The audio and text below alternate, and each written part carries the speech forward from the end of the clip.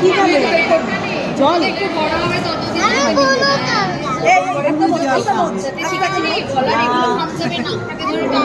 এই মানিটাকে বলো ভালো আছো?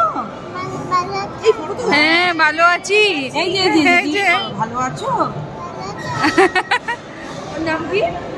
গুনগুন।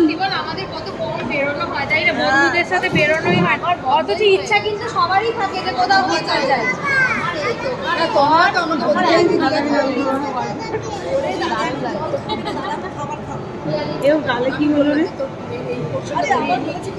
পুরো পুরো এখানে পিয়ালি বলা